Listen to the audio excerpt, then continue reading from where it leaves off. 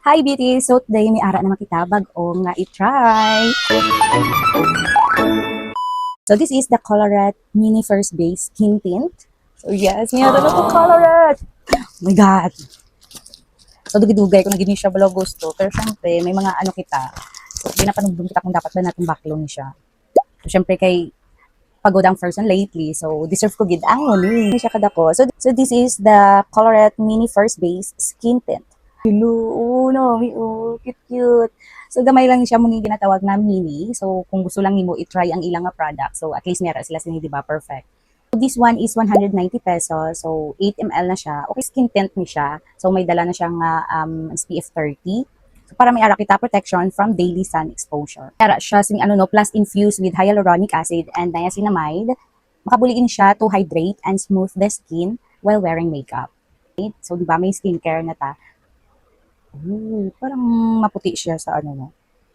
Maputi a shade. So nakita ko man sa iyang inang sa mga sample ni balay ng mga may model nga ara dala mga color. So ay shade nga ginkuha ko is Dunsol kay since I'm light with neutral undertone. Let's see kung masatisfy niya ang everyday light coverage cravings ta. For today's application, I'll try using both a brush and a sponge para matest kung diin mas nami ang finish for this product. So okay, first, i-ano to siya danay. Ooh, I don't think kung tama ang shade. No. Kasi hindi man ko cool, kaya hindi ko puti-puti gid, hindi man ko warm, kaya syempre hindi man ko sang ano gid. Sabi, kung perfect siya sa kanyang skin tone. Ay, perfect man siya. So, ara siya, no? Hindi siya kita. So, makuha lang kita diri. So, diri nga, ano, nga side is brush diri and diri ang sponge. So, wala ako maging gamit nga, ano ha, wala ako maging gamit nga moisturizer or other sunscreen. Nag-lipstick and nag-kilay. So, mauna ta sa brush. In fairness, iya humot foundation. Charot. Okay? Uy, perfect iya shade. Perfect iya shade, no? So,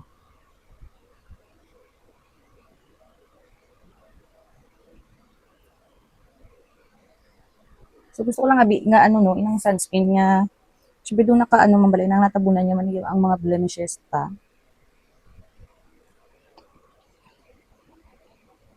Hmm. Madugang kita no. Kung nakamuton pa kay sayang. Sayang man. So mabutang ako dali. And then another one. So perfect ang iya nga shade sa akon. So,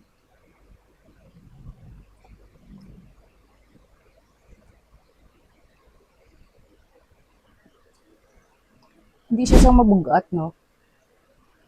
Kung i-compare ko siya sa last kong ring gamit, ang iya kasola, foundation primer. Doon may pagka skin tint man na di ba? Mas medyo ano to siya, mas medyo ma-heavy sa dere. So, ang nagamit ko pa man lang nga skin tint is ang Belo, kag ang uni. O gin-stop ko ang Belo kay ginapunggod ko. So, amo ni siya ang wala.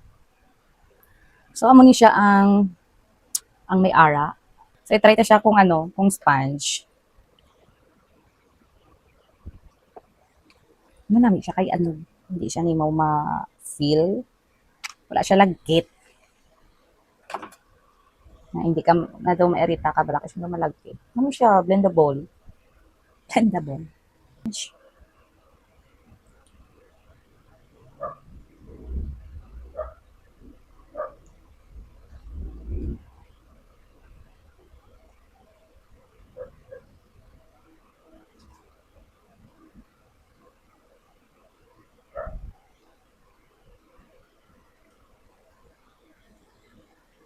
So, gamiton ko lang man siya kung ano, kung like every Saturday, masimba, may laktan. Pang go-to na ako ba? Kasi ako matakpan niya ang ano, ang funggod.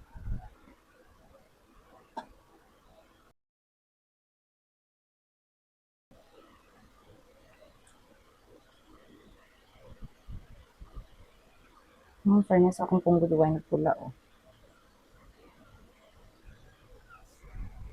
So, amo ni isang sponge, be, kung nagkaiba. Uy, manami siya as in. Manami siya kay ano, Hindi siya malagkit. So, pwede ka na gani nga, hindi ka na lang mag-powder. Oo, ngamuni lang siya, as in, do wala ka, wala ka mabatyagan na lagkit. Amo ni siya ang may, so diri nga side is ang sponge, kag diri nga side is ang brush. So, ang pareho sila nga manami, mapa-brush ka man, or mapa-sponge, so manami ang product. So, in fairness, Coloreta, may bago na kita nga favorite. So, tapusin ko lang ang makeup and I'll be back.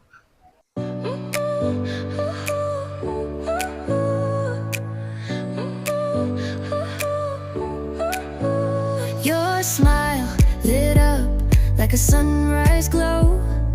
Touch so soft where the seasons flow. I love it! So, okay, beauties. So, here are my honest thoughts about the Colorette mini skin tint. So, as in, super siya, manami guys, kay siyempre sa panahon diri sa Pilipinas, sobra kainit. So, wala ka gid may ma-feel nga malagkit hasta sa pila ka hours. So 4:30 PM. So wala ka gid, hindi siya malagkit kag do wala. Do ano lang man siya, do sunscreen lang man siya, mas mapilit pag ani ang sunscreen kisa sa.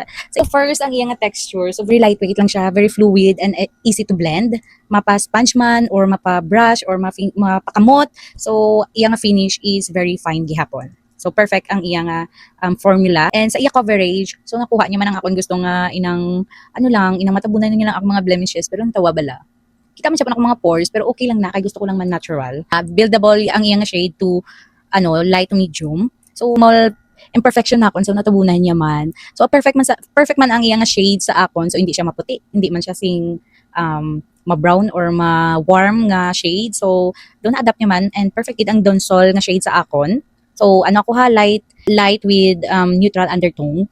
So, syempre, kung may mga dark spot kagid na hindi niya nakaya, tabunan, syempre, skin tint lang man siya. So, dapat magamit kagid concealer. So, ang iyang finish is, inang natural matte. Upanit mo lang gihapon, pero, so, mas fresh and mas smooth looking man siya gihapon. So, very everyday friend. So, sa application, so, same lang man ang sponge, kag ang brush. So, wala man sila pinagkaiba and, for the shade match, so this is ang Donsol nga shade. So gid siya for light with neutral undertone. So perfect gid siya ga-match sa akon nga skin tone.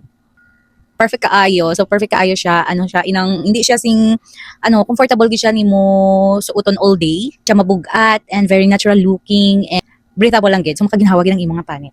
Final thoughts. So, looking for a natural, light, or everyday base, especially for errands or mga quick lakad like sa akong ginubra subong, nagsimba lang, nagpanindahan para sa amon nga small business. This is a good option para. Hindi siya full glam, it's because skin tint, pero perfect siya sa imo nga skin for better days. So, baka na kamo manami siya as in. Thank you for watching.